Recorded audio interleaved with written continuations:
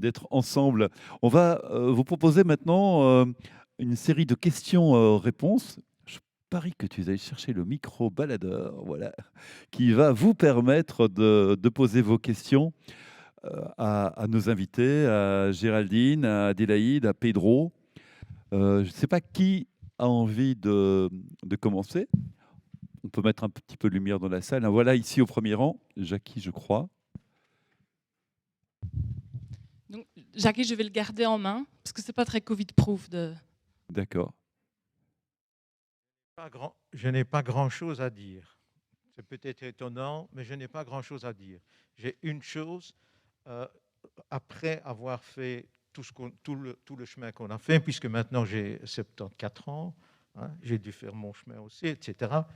Et il y a quelque chose qui me reste en tête, et je me dis, est-ce que je peux vous soumettre simplement l'idée d'un slogan? Un slogan qui, pour moi, porte beaucoup si on veut bien réfléchir et si on veut bien se mettre ensemble. Ce slogan, c'est solidaire, j'adhère, solitaire, j'enterre. Oh, joli. Ah ouais, moi je note déjà, hein. Je note, c'est assez sympa ça.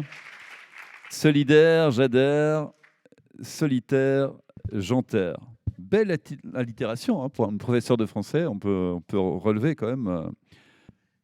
Bravo Jackie, très très bien.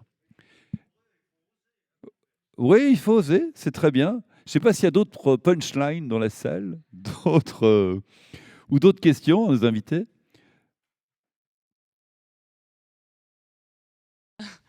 Elle est plus près, alors j'irai là-bas après.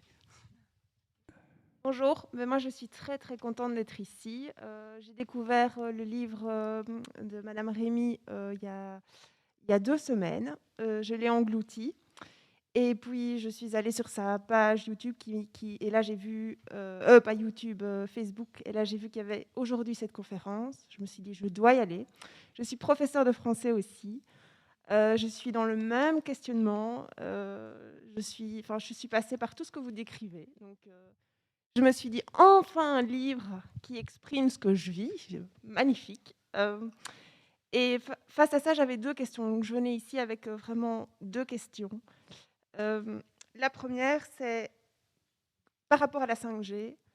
C'est un sujet qui m'habite aussi beaucoup, qui m'inquiète beaucoup. J'étais samedi à Bruxelles, justement, pour le Stop 5G, au rassemblement qu'il y avait. Et on était une petite cinquantaine. Là, je me dis, oh, il y a un problème. Il y a un problème parce qu'on connaît tous les enjeux environnementaux, on connaît tous les enjeux sanitaires que ça va poser, et on n'est que 50. Enfin voilà, 50. Et du coup, je me suis dit, mais j'ai envie de venir ici et de repartir avec une réponse. Alors, je ne sais pas vraiment quelle est ma question, mais je me dis, qu'est-ce qu'on peut faire? Qu'est-ce que moi je peux faire en tant que citoyenne? Qu'est-ce que je peux faire de plus? Enfin, voilà. Mais qu'est-ce qu'on peut faire ensemble pour essayer, et ça rejoint le mouvement des jeunes pour le climat, ça rejoint tout ça. Qu'est-ce qu'on peut faire ensemble pour faire bouger les gens? Parce que j'étais là sur cette petite place, il y avait 50 personnes, et puis je suis allée dans la rue, la Grand Place. Là, il y avait plein de monde, mais je me dis, mais allez par là. Enfin, je ne savais pas quoi faire. Donc voilà, je me dis, maintenant, je pose une question, et je ne sais déjà plus ma question, mais qu'est-ce qu'on peut faire ensemble face à tout ça? Enfin, voilà. C'est très bien. Et votre prénom? Ah oui, moi, c'est Madame Lerat. Madame Claude. Laurent. Ok. Oui. Eh bien, c'est un très beau témoignage, Géraldine. Je trouve cette déclaration d'une lectrice comme ça, Merci. c'était très Vraiment, très beau. merci. Hein, ouais. Ça me touche beaucoup. Ça me touche beaucoup. Et comment faire pour amplifier ça? C'est une question franchement, je me la pose tous les jours, en fait. Je me la pose tous les jours et je change de piste de réponse tous les jours. C'est-à-dire qu'il y a 6 mois, on peut se tutoyer? Ouais. Il y a 6 mois, je t'aurais sans doute dit qu'est-ce qui te fait vraiment, vraiment vibrer? Si tu pouvais plus faire qu'une seule chose pour diffuser ce message, que ce soit via la peinture, via le dessin, via le théâtre, qu'est-ce que tu choisirais? Dans quoi tu sens que tu as de l'impact? Qu'est-ce qui te donne envie de soulever des montagnes? Et je te dirais, fais ça. Et fais ça encore plus. Moi, ça a été l'écriture et ça a été le théâtre. Et j'ai vraiment eu l'impression de faire la différence avec ça. Et le truc, c'est que un jour comme aujourd'hui, mon impression, pour ne pas te mentir, c'est que c'est pas assez. Et je ne sais pas si c'est encore cette petite voix qui me dit « fais toujours plus » ou si c'est parce que je me retrouve face à des personnes comme vous qui me donnent envie de me dépasser encore et de jamais m'endormir et de me dire « oh là ça va, j'ai fait 2 livres, c'est bon, j'ai fait ma part ». Non, je ne peux pas imaginer faire ça en fait. J'ai envie d'avoir l'ambition de me dépasser, de me réinventer. Et cette frustration-là de me dire mais allez, comment c'est possible qu'on en soit qu'à ce stade-là, elle revient très très souvent, quoi. Donc, je ne sais pas si vous avez d'autres pistes d'action, de réponse. T'es prêt, vas-y. J'ai dégainé. Moi, je dirais que d'être patient. Donc je sens qu'il y a beaucoup de nervosité, d'anxiété, d'impatience dans ce que tu racontes, et c'est normal. Mais je pense qu'avant tout, il faut... voilà, le principal, c'est qu'on garde notre propre intégrité. Donc l'anxiété, le stress va aller contre nous, et dans notre santé, et par rapport à notre message. Moi, je suis ultra anti-5G, mais voilà, il y a des amis sur Facebook, j'arrête de les écouter parce qu'il n'y a que ça toute la journée. Donc, il y a un moment où voilà, l'excès de volontarisme par rapport à une certaine militance peut être contre-productif, je pense. Et puis aussi, essayer de regarder le positif. La 5G, on en parle presque tous les jours maintenant. Macron a dû faire une sortie extrêmement scandaleuse qui a été reprise un peu partout dans les réseaux sociaux, justement pour essayer, vaille que vaille, de le défendre. Il y avait une pétition de 100 000 signatures qui a été par la suite annulée par on ne sait qui. Donc oui, il y a des épisodes comme ça qui sont extrêmement frustrants, comme celui que tu as vécu. Mais voilà, si on regarde la grande image, je pense qu'il y a un mouvement qui se fait. Je pense qu'on vient de très loin, donc il faut aussi être patient à ce que cela se fasse. Il y a énormément de bourgmestres en Belgique qui se sont mobilisés pour demander ce moratoire en Belgique et en France aussi. Donc je pense qu'il y a des choses qui avancent. Je ne suis pas certain qu'on puisse l'arrêter. Donc pour moi, déjà, savoir ça enlève une certaine urgence, une certaine frustration. On est venu dans le monde tel qu'il est aujourd'hui. On n'est pas venu avec des super pouvoirs qui nous permettent de le changer du jour au lendemain. Donc, il faut se faire le deuil de vouloir changer le monde, peut-être même de notre vivant. Donc, c'est vraiment le 3e accord Toltec, je pense, c'est de vraiment faire son possible avec les outils que l'on a, tout en sachant qu'on n'est pas seul, qu'on est des millions. Maintenant, on le sait, on le voit de plus en plus. Et donc, d'avancer comme ça, quoi, petit à petit. Merci. Peut-être juste pour réagir sur la marche, parce que j'ai eu ce ressenti plusieurs fois aussi dans ma vie, où on a fait, c'était la 18e ou je sais plus quantième marche, et on arrive Gare du Nord, et on est parti tôt, et mes amis voulaient pas venir avec moi ce jour-là parce qu'il y avait un test à l'école, enfin c'était important, il fallait pas rater, et puis il y avait en fait pas plus aussi de 50 autres jeunes. Et là, c'était vraiment difficile parce qu'alors, il y avait les médias en plus et qui viennent du coup vers moi et qui disent « Ah, donc il y a 50 jeunes aujourd'hui, dites-nous pourquoi? Est-ce que les jeunes ne sont plus intéressés par le climat ?» Et il faut répondre au tac à ces questions alors qu'on vient d'être surpris qu'il y a justement pas autant de jeunes. Donc, c'est évidemment, on passe par là et franchement, c'est horrible. J'en ai pleuré plusieurs fois, mais c'est... En même temps, après, on revient, on se réinvente, on recrée, on continue. Et encore une fois, moi, la seule chose qui m'a donné l'envie de continuer, c'est de voir qu'on n'était pas seul, justement, qu'il y a d'autres jeunes qui sont motivés comme moi. Et parfois, je les retrouve plus pendant quelques mois et puis ils reviennent. Et puis, parfois, je vais chercher du coup mon énergie chez des adultes. Parfois, mais il faut aller un peu chercher cette énergie. Et après une manifestation comme ça, ou après un jour où on se dit franchement, on n'y arrivera jamais, on peut pas changer ce monde, on va dormir et le lendemain, on essaie d'aller rechercher cette énergie. Mais justement, il faut pas laisser tomber et il faut vraiment continuer parce que c'est que la mobilisation massive qui pourra changer les choses en tant que si on n'est que des citoyens, entre guillemets. Mais du coup, il faut continuer. Et si ça tombe à la prochaine marche, il n'y aura encore que 50 personnes, mais on relance, on essaie de réinventer une autre action, on essaie de peut-être mobiliser du coup les citoyens autour de chez nous. Et si on joue son propre rôle, c'est déjà le mieux, quoi. Oui, Géraldine. Tout à l'heure, tu m'as fait remarquer que j'avais utilisé l'expression semer des graines plusieurs fois. Finalement, c'est ce qu'on fait dans l'enseignement, en fait. On sème des graines et on ne sait pas ce qui germe. Et je crois que ça, c'est un peu comme ça que la nature fonctionne, par essai. Et il n'y a aucune garantie. Et quand on est dans nos classes, on donne le meilleur de nous-mêmes, on sème des graines de réflexion et on ne sait jamais ce qui va pousser. Et finalement, je trouve que c'est aussi ce qui est beau. C'est que on ne sait vraiment pas. Enfin, on sème des graines et puis on verra bien, enfin, des années plus tard, finalement, celles qui ont pris, celles qui n'ont pas pris, et on est obligé de lâcher prise.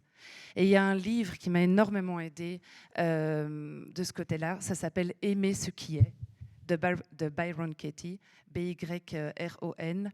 Et c'est un livre, en fait, qui m'a fait réaliser que si on est né aujourd'hui à cette époque-ci, c'est peut-être aussi pour assister à ça. Et c'est peut-être aussi pour pouvoir y jouer notre propre rôle. Cet été, j'ai fait un PDC de permaculture, donc une formation de permaculture pendant 2 semaines. Et à un moment donné, on a eu un projet. Donc, il y avait un homme qui s'appelle Michael, qui nous a demandé de designer, donc de concevoir, d'imaginer un lieu de résilience. Et c'était une école, un écolieu, avec une école, donc pour des enfants qui étaient scolarisés à domicile, mais qui du coup allaient se retrouver dans cette école. Et je me souviens, j'ai analysé ça et j'ai vu qu'à mon goût, il y avait beaucoup trop de béton. Et donc, j'ai commencé à imaginer, là, on va retirer le béton, on va planter des fruitiers, on va faire ceci, on va faire cela, là, on va faire un potager. Et à un moment donné, il y a le gars à côté de moi qui a dit, mais non, tu sais, déjà, enlever le béton, c'est vraiment pas simple. Ça coûte une fortune. Et puis, tu sais, pour la symbolique, je trouve qu'en fait, ce béton, il est là. Autant le valoriser, autant l'utiliser, autant lui donner plusieurs fonctions. Et il faut arrêter de rester ancré avec cette idée que le béton, pas bien, on retire tout à la tronçonneuse. Apprenons à vivre avec le béton. Et moi, ça a eu un écho incroyable, cette phrase. Parce qu'en fait, je me rends compte que je suis encore souvent en colère contre le monde tel qu'il est. Dans mes idéaux, le monde, il ne ressemble pas du tout à ça. Et dans mes idéaux, l'enseignement, il ne ressemble pas du tout à ça. Et puis finalement, en fait, pouvoir à un moment donné lâcher prise et se dire, je sème mes graines, et même si je ne vois rien germer, eh bien, je continuerai de semer mes graines et je ferai du mieux que je peux. Ça me semble vraiment important. Et puis libérateur, parce que du coup, on lâche un peu prise sur le résultat. Merci, un beau message. Et c'est une question qui a suscité quand même beaucoup de réactions. Hein. Merci beaucoup, ça valait vraiment la peine de la poser et d'y répondre. Je ne sais pas s'il y en a d'autres. Oui. Certainement. Oui, ça rejoignait un petit peu la question d'avant. C'est-à-dire ici, on est 200, on est sûrement tous très motivés par le changement, le climat, et je pense on est sans doute de plus en plus, mais est-ce que vous n'êtes pas trop souvent, comme sans doute certains d'entre nous, confrontés au fait de se dire finalement on est peut-être 1 pour 1000, ou en Belgique ça peut peut-être être encore relativement conséquent, mais par rapport à l'échelle mondiale, on a l'impression d'être une mini goutte d'eau. Et est-ce que vous avez déjà un peu, vous venez partiellement répondre, à dire comment se remotiver ou comment se relancer par rapport à ce genre de sentiment qui, je suppose, vous habite parfois aussi. Et à qui avez-vous envie de poser la question? Adélaïde a l'air très motivée. D'accord. J'avais envie tout de suite de réagir sur ce que vous avez dit. En fait, c'est vrai, on n'est qu'une goutte d'eau et ça, on ne pourra pas le changer. Mais par contre, les vagues de changement, bah, c'est une vague. Et une vague, c'est quoi? Bah, c'est des millions de gouttes d'eau.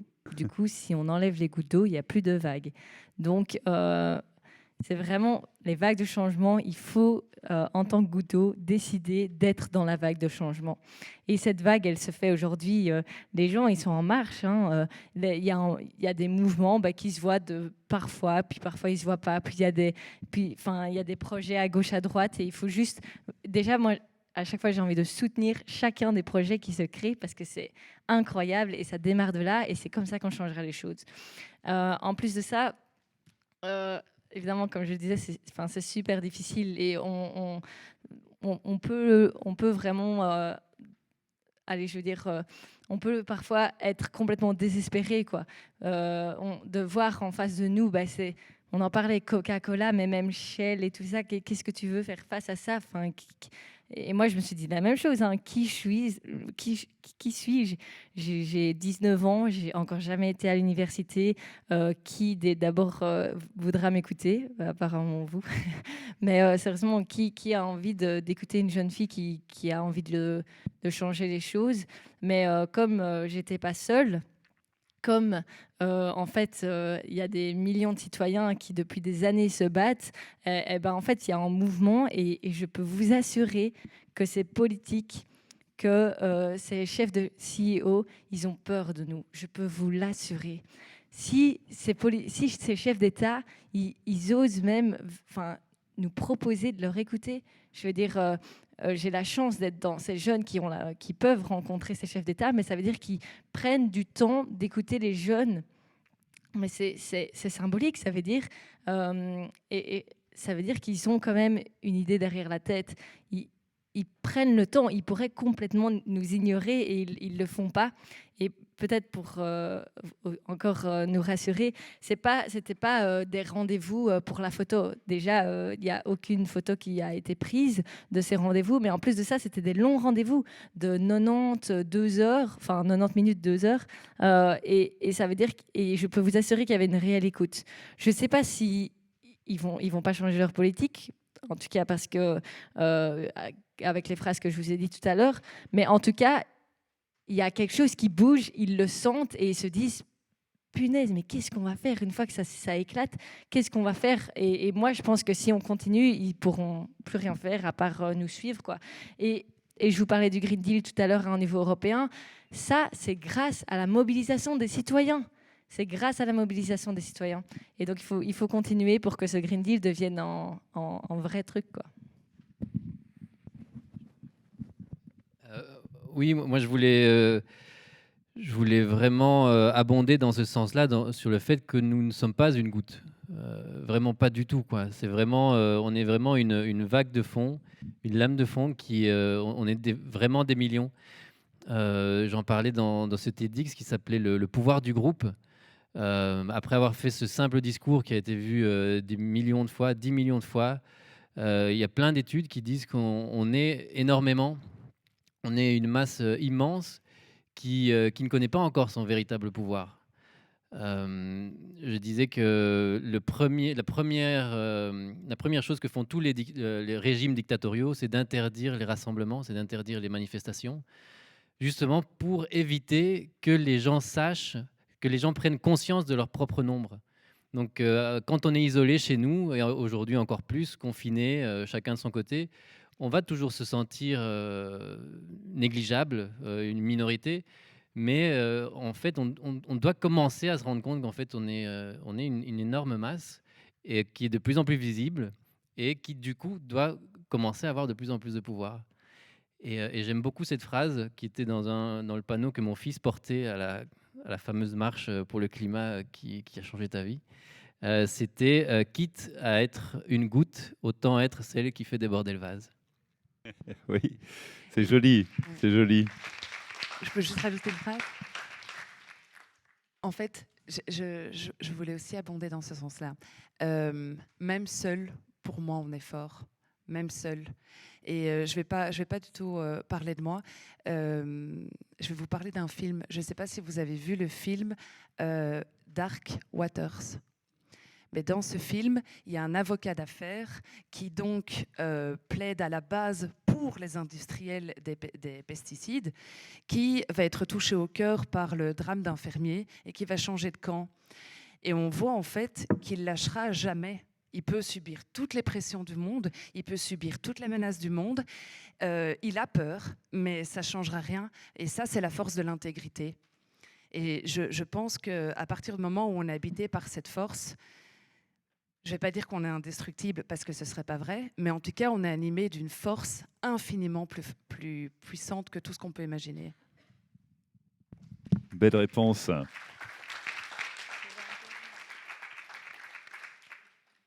On a encore peut-être quelques questions. On s'était donné 2 heures, donc on arrive au terme des 2 heures, mais on va jouer les prolongations, les arrêts de jeu, hein, évidemment. On peut encore prendre l'une ou l'autre question qui vous brûlerait les lèvres. Je ne sais pas s'il y en a, en fait. Oui, il y en avait. Oui.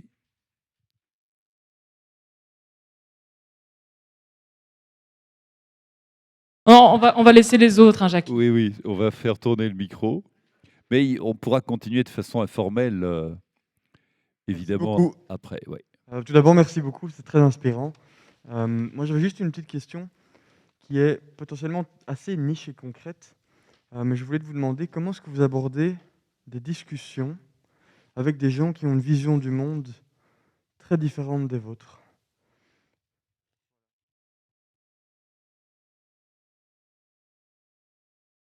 Eh bien, Adélaïde disait tout à l'heure qu'elle elle recherchait La ça, colle. hein, oui, pour éviter de ronronner en vase clos avec les personnes qui ont le même avis. C'est important de se confronter. Mais comment vous répondez? Voilà, peut-être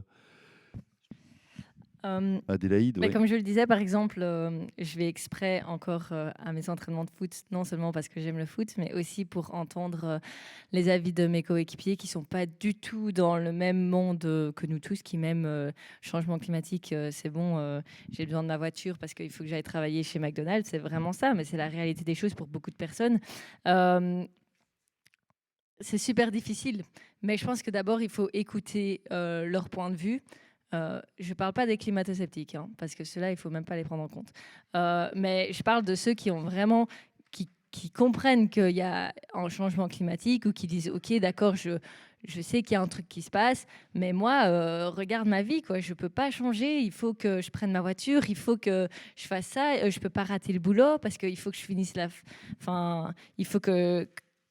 Si je rate le boulot, c'est trop dangereux pour moi, etc. Mais donc, il y a vraiment, il faut écouter ces personnes parce qu'elles ont des réelles craintes de la vie de tous les jours. Et par exemple, faire une grève pour beaucoup de personnes, il y a des millions de personnes qui sont venues me voir en disant, bon, des millions, j'exagère, mais quand même des personnes qui sont venues me voir en disant, non, mais c'est pas possible, faites ça le dimanche, j'ai envie de me mobiliser.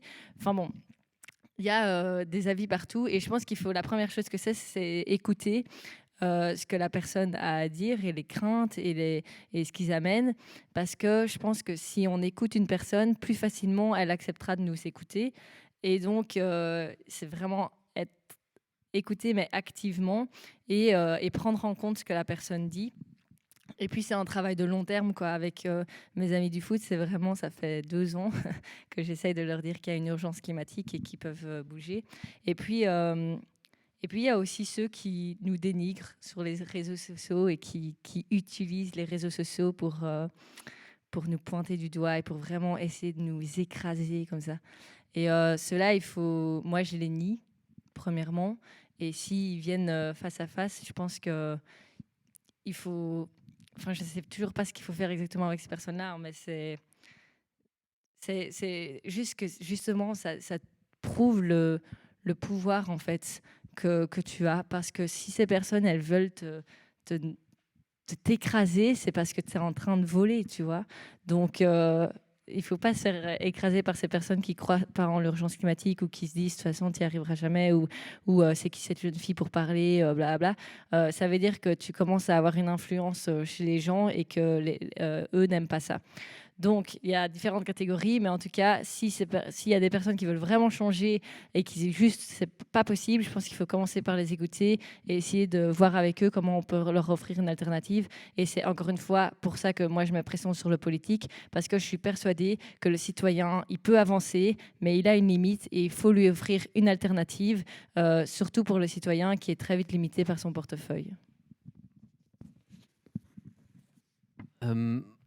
Oui, moi je dirais comme Adélaïde, le non-jugement, il est vraiment crucial dans tout ça.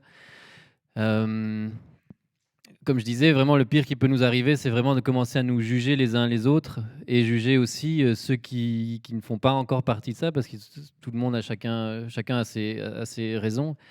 Il y a vraiment cette image qui me revient toujours de la guerre civile en Espagne. J'avais vu quand j'avais 19 ans ce film de Ken Loach là-dessus, et on voyait très clairement comment mais le camp républicain des fascistes, il marchait comme un seul homme. Il marchait droit, il appliquait les règles et les ordres sans se poser de questions. Alors que le camp d'en face, ils étaient anarchistes, ils étaient communistes, ils étaient socialistes, ils étaient de tous bords, ils étaient juste unis par la lutte pour la liberté. Donc ils avaient ça ensemble, mais tout le reste, comment y arriver, c'était très différent. Et du coup, c'est ça qui a fait qu'ils ont perdu, qu'il y avait des distensions entre eux, il y avait des jugements, des critiques, non, on doit faire ci, faire ça, le vélo électrique, t'es un bobo, ah non, toi... les féministes, elles veulent quoi maintenant, ou les gilets jaunes, c'est des beaufs. On veut tous la même chose. On veut changer le système, ou changer deux systèmes. Donc, le jugement, je trouve qu'il est à tous les niveaux très perfide par rapport à ça, que ce soit entre la relève ou contre les gens, parce que ça va les braquer. Moi, j'ai failli perdre de vue mon frère parce que, voilà, tous les jours, comme je disais, je martelais mes idées, je lui disais mais enfin, mais non. Alors qu'en fait, finalement, c'est l'exemple qui marche le mieux. Moi, je suis parti de BNP. J'avais beau dire 10 000 fois avant ça, c'est pas juste, ça, c'est pas juste. C'est quand je suis parti qu'on a commencé. Après, on a commencé à m'envoyer des mails en me disant voilà ma vie, maintenant j'ai changé ça, ou je suis carrément parti aussi. Donc, je pense que c'est vraiment l'exemple qui va à ces gens-là donner le plus d'impact. Même s'ils ne sont pas d'accord avec nous, ils vont voir qu'en fait, voilà, en partant de cette boîte qu'on n'aime pas, en fait, on n'en est pas mort, par exemple. Voilà. Géraldine, je ne sais pas si tu as quelque chose à ajouter. Oui, moi j'ai un truc qui marche sur moi, mais je ne sais pas du tout si ça marche sur d'autres.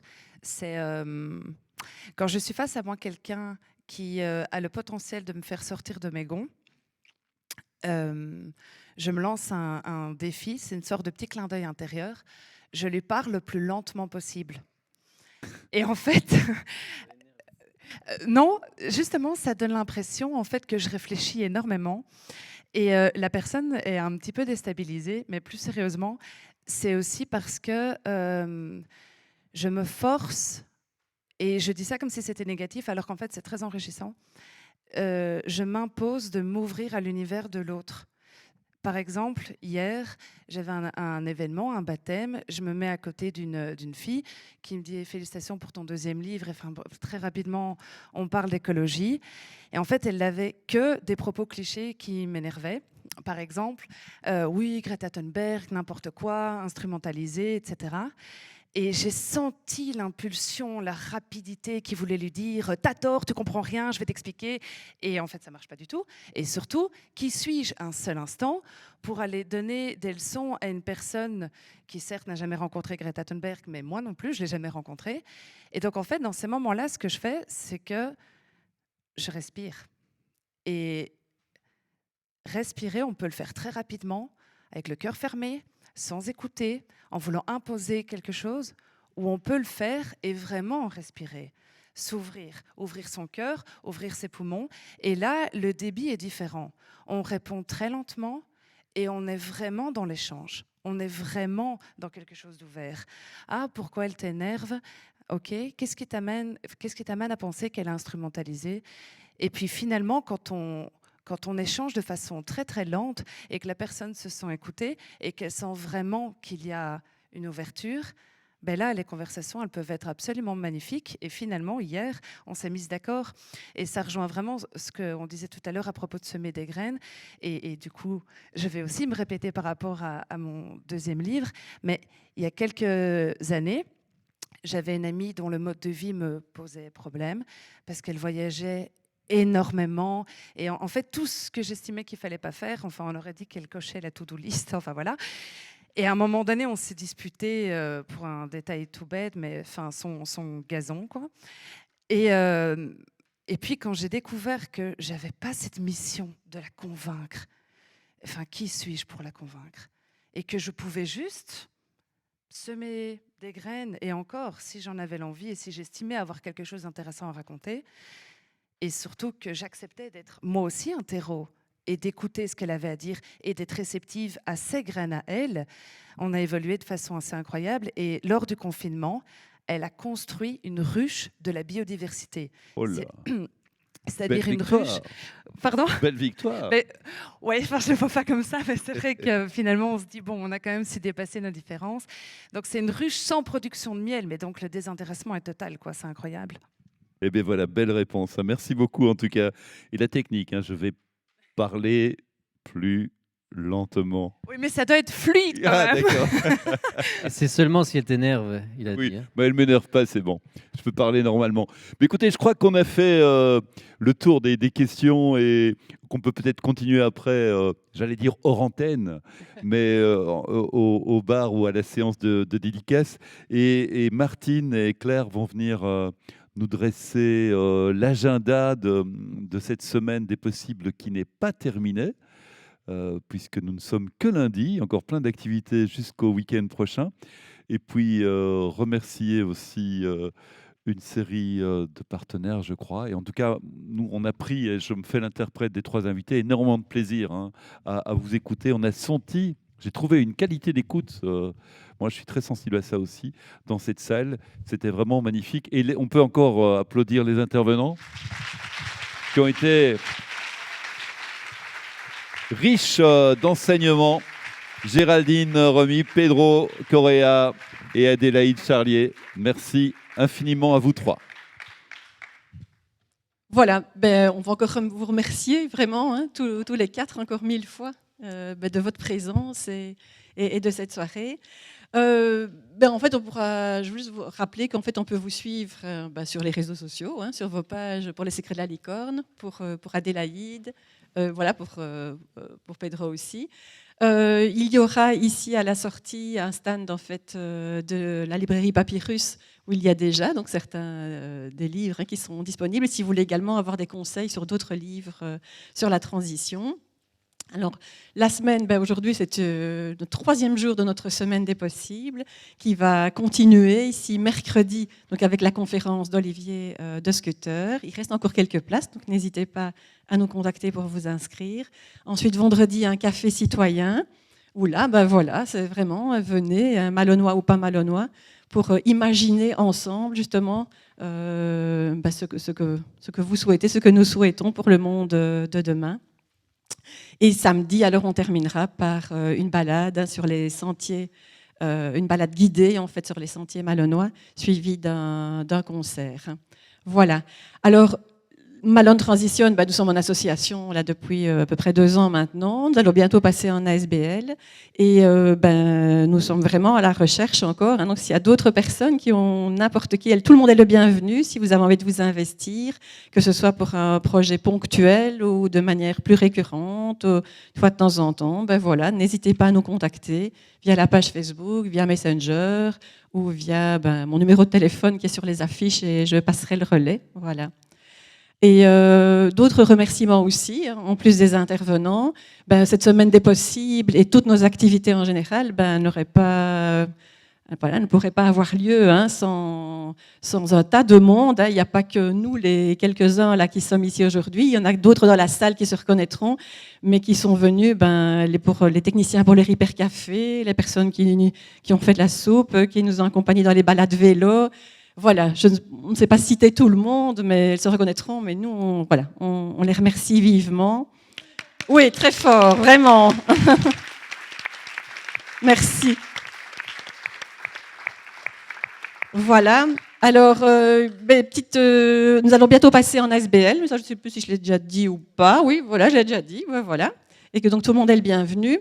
Alors, le côté un petit peu pratique maintenant, c'est que mesure Covid oblige. Vous êtes rentrés par un côté. Eh ben, merci de bien vouloir sortir par l'autre côté, puisqu'il y a un seul sens.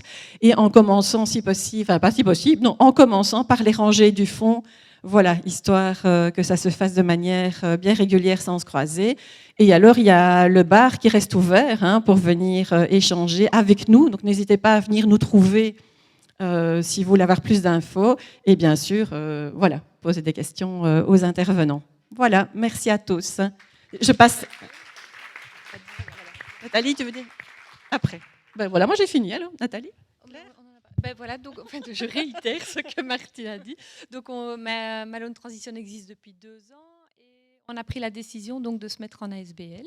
Et donc, qui dit ASBL dit membres. Et donc, on est à la recherche de forces vives. Et donc, vous êtes vraiment les bienvenus pour permettre de perdurer le projet, voilà, sur l'entité. Voilà. Encore une petite. Voilà. Alors, on va remercier tous nos invités de ce soir. Et je dois vous avouer qu'on est parfaitement imparfait parce qu'on leur offre du local, mais emballé dans du cellophane. Donc, voilà. Oui, bon, voilà. Donc, je pense que c'est quelque chose qu'il faut retenir aussi, c'est d'être parfaitement imparfait. Voilà. Donc, merci à vous 4. Ah, je l'ai goûtée, elle est excellente. C'est la bière de Malone. Vous la connaissez, la Philomène. Pour nos invités qui viennent de plus loin. Et franchement, c'est très sympa. On a le trio, en fait, les 3. Oui. L'Optimal, l'Optimal et la Philomène. Voilà. Merci beaucoup. C'est très gentil. Merci beaucoup. Avec plaisir. Je pense qu'on peut clôturer en allant boire un verre dans les règles de l'art et en nous applaudissant parce qu'on est formidable. Oui. Ouais. Tout le monde. Hein.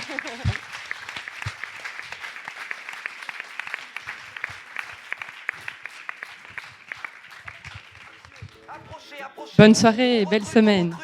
Le moment est venu que nous nous réveillons, que nous nous élevions tous ensemble pour la nature, pour l'amour de nos animaux, pour l'amour de nos plantes et de tous nos végétaux. Mais tous unis, nous sommes un. Nous pouvons, nous voulons, nous allons changer le monde.